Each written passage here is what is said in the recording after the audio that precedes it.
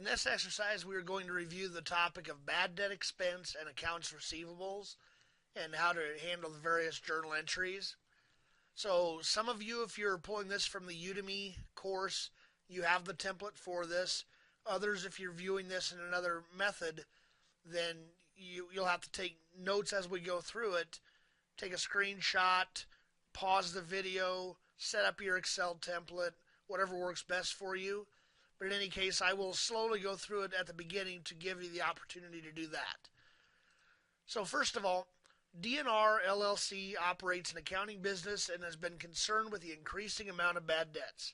They started the amount with customers owing the amounts listed below. So you're going to want to note these four amounts. We're going to post those to our T accounts that we'll see in just a bit. 4 customers. Now notice with this fourth group, that's actually just a group of customers. We'll just plug in a 27,500. In reality, you would have to track every individual customer separately. The company utilizes the allowance method for estimating bad debt expense, so we'll talk about that. The beginning balance in the allowance for doubtful accounts was $3,000 on the credit side.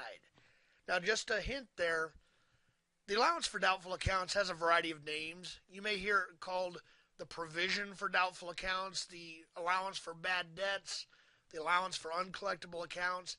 They all sound similar and they all mean the same thing.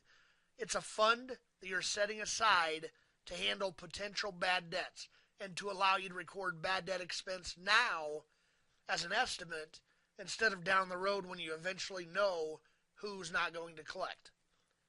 Now notice it's a contra asset account, which means it has the opposite balance of an asset, so it should indeed have a 3,000, or it should have a credit balance.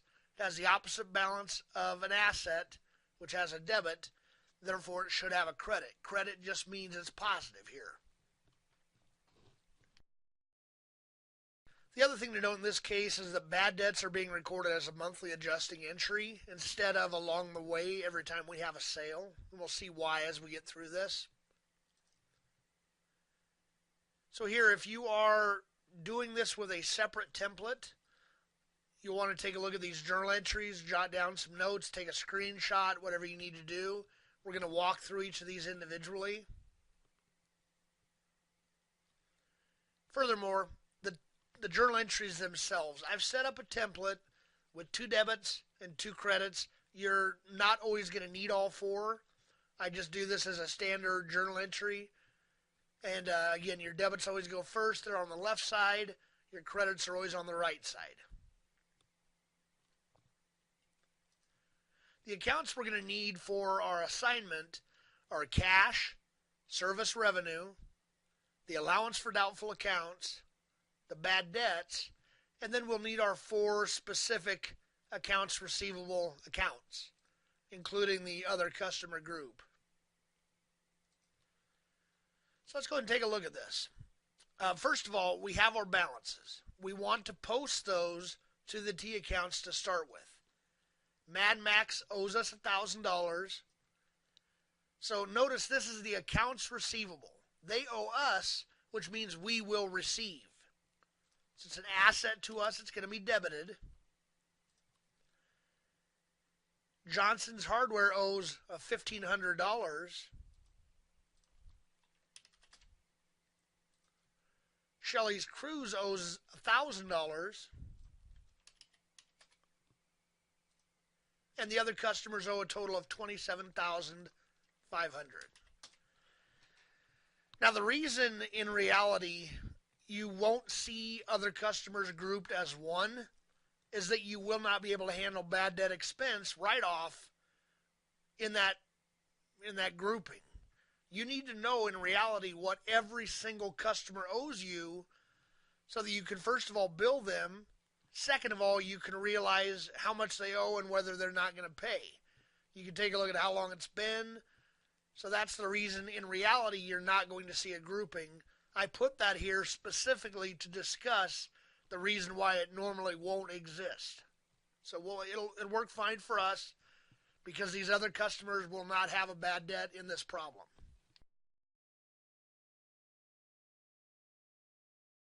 Notice also, we said the beginning balance in the allowance for doubtful accounts was $3,000 on the credit side. So we're going to want to go ahead and post that. $3,000 on the credit side. So for our first journal entry, we have Mad Max purchase services in the amount of $1,200 on account. So if we go down to the journal entries, they've purchased on account, which means we didn't debit cash. We're going to debit AR for Mad Max, accounts receivable. We are going to receive money in the future. The credit would be for a service revenue, and the amount is $1,200. We're going to go ahead and post these along the way. So, oops, sorry about that. I had an extra amount in here. So we're going to debit $1,200 for accounts receivable Mad Max and credit service revenue for the same amount. Shelley's Cruises purchased services in the amount of $575 on account. So it's very similar to what we had above. AR Shelley's this time. Credit services revenue for $575.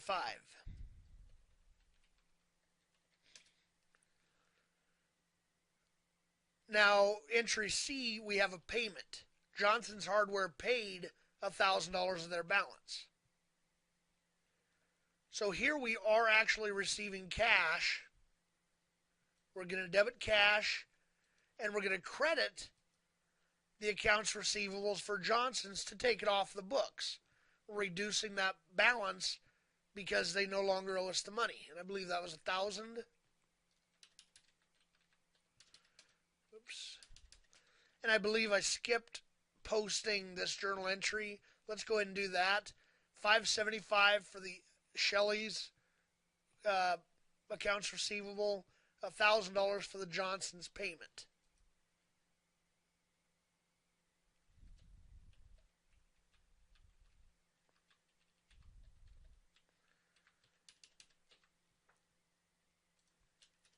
So I just posted those two pieces of the journal entry, those two journal entries.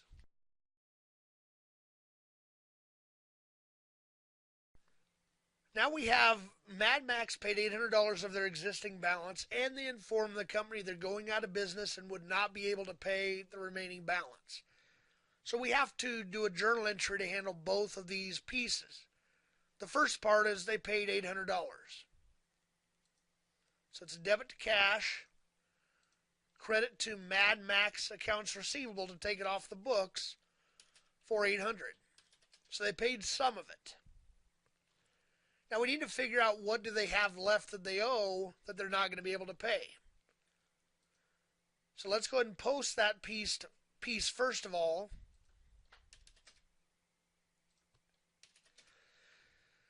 They have $2,200 on the debit side, $800 on the credit side. This basically means they have a $1,400 debit balance in accounts receivable. So $1,400 they still owe us. We're going to have to write it off. That's where the second piece of this journal entry comes in. Notice this is not where we use bad debt expense. We're using the allowance method, which means that now we're going to debit the allowance account. Remember, we set up the allowance account with a credit. It has a normal credit balance. We increase it with a credit, but as we use it up, we're pulling money out of it. We debit the allowance for doubtful accounts. And we credit that customer's accounts receivables. That was $1,400.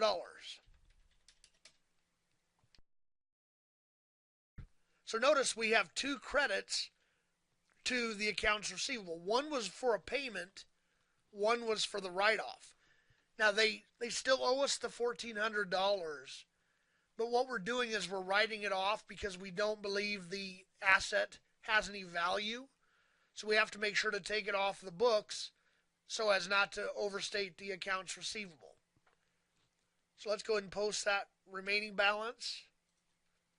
We're debiting allowance for 1400, crediting accounts receivable Mad Max for 1400. Now you'll notice that their debits equal their credits.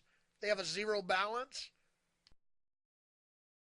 And notice that we've used almost half of our allowance for doubtful accounts.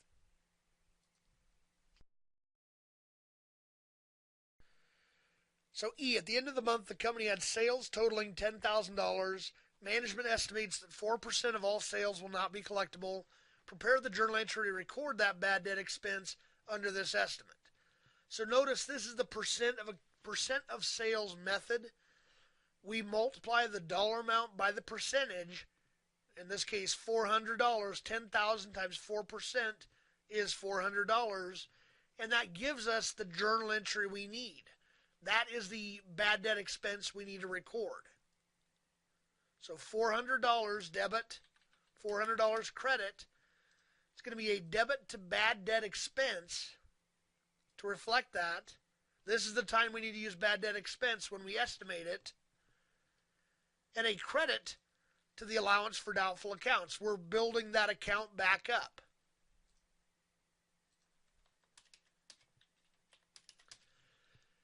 Notice earlier we started with 3,000. We used almost half of it, 1,400.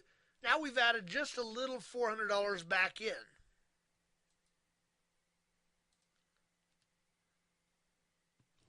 Now F, we're going to have another write-off here. Shelley's Cruises' original balance hit the 120-day mark, and management made a decision to write that $1,000 amount off. Prepare the journal entry for this write-off. This is similar to the last portion of D. We're debiting the allowance for doubtful accounts and crediting AR Shelley's for that $1,000 amount.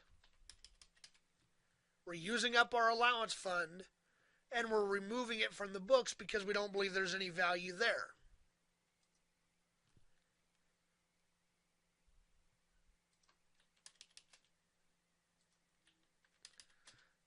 So a couple of things I want to point out here. Shelley's had 2 entries initially, but we are only writing off the original balance because of how far past due it is. So they still have $575 on the books. We'll see how far past due that goes. Also notice, with our allowance account, we estimated an additional $400. We've already used more than double that amount. So just something to keep in mind.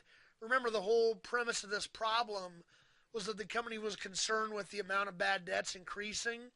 This is reflective of that. Now we go to G. In a miraculous recovery, Mad Max developed a new popular product that revived sales. As a result, they were able to pay their total $1,400, all of which was previously written off. So here we have a recovery, what's known as a bad debt recovery. This is the reverse of a write-off. Once we find out what the write-off entry was, we completely reverse it. D was the write-off entry, the debit to allowance for $1,400, credit to AR for $1,400. We're going to reverse that. We're going to debit AR Mad Max to put it back on the books. We're going to credit the allowance because now that money is available for some other future write-off. We're putting it back in the fund, so to speak. But that's not everything for this journal entry. If we go to G, we have to handle the payoff. They paid $1,400. So we're going to debit cash for $1,400. And now we're crediting AR Mad Max to reduce it off of the AR because they no longer owe us. So notice we had both a debit and a credit to AR Mad Max for $1,400. It may seem redundant and duplicative, but it leaves an audit trail. That's why we put it back on the books and then take it off.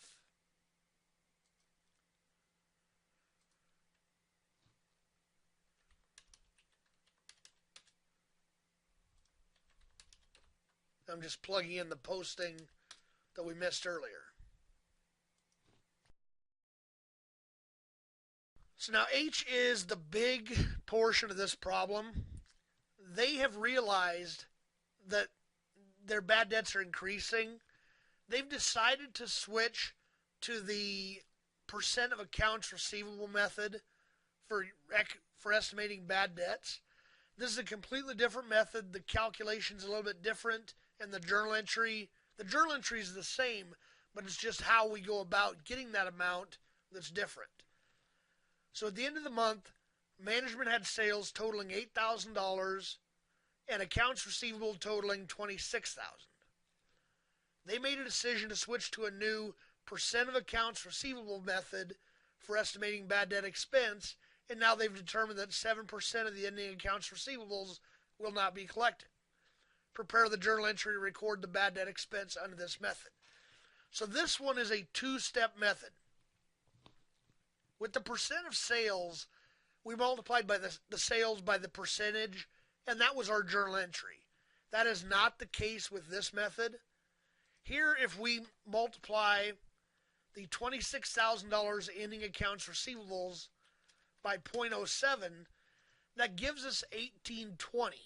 That is not the journal entry. That's not the bad debt expense.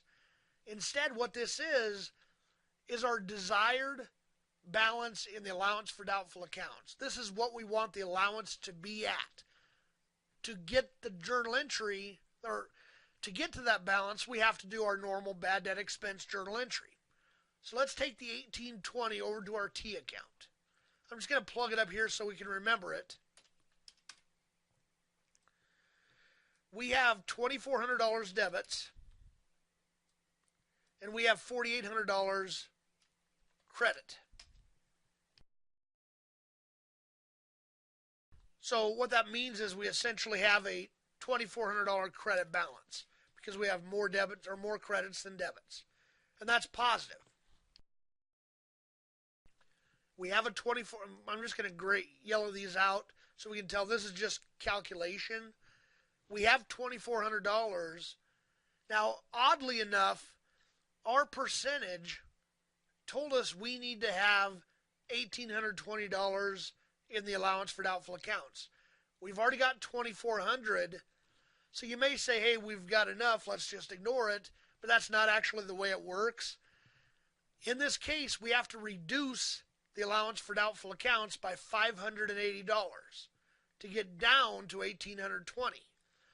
So we are going to have to debit, as part of our journal entry, we're going to have to debit the allowance for doubtful accounts by $580.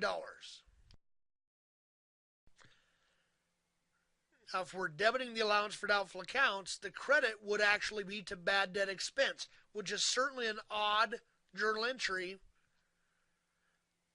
You generally do not credit an expense, but in this case, you could. So you're debiting the allowance for doubtful accounts to reduce it.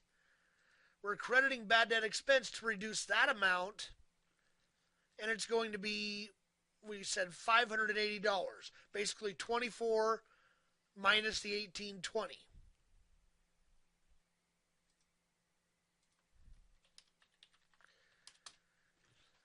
Now again, normally speaking, you're going to see it work the other way.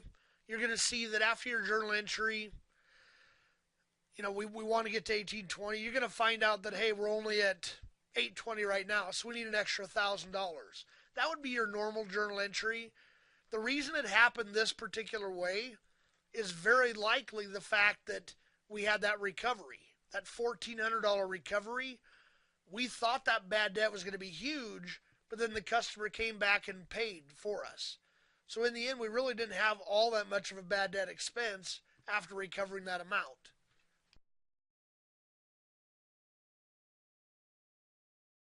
We're going to post the 580 here. I'm going to get rid of these other cells. And the 580 would be a credit to bad debt expense. Now again, that's normally not going to be what happens. You normally don't end up with a credit balance in your expense. That seems a little odd. The reason I put it in here this way is just to point out how to do the method, and you have to be careful to pay close attention because it could very well be kind of a trick question like this particular one was. It could force you to credit bad debt expense, debit the allowance for doubtful accounts. You just have to be close, pay close attention. Where are you currently at in the allowance account, and where do you need to be based on management's estimate? And that is the end of our problem for that one. So hopefully this has helped to clarify the accounts receivable, the traditional journal entries, as well as the bad debt expense adjusting entries under both methods, and the write-offs and recoveries. Thank you for your time.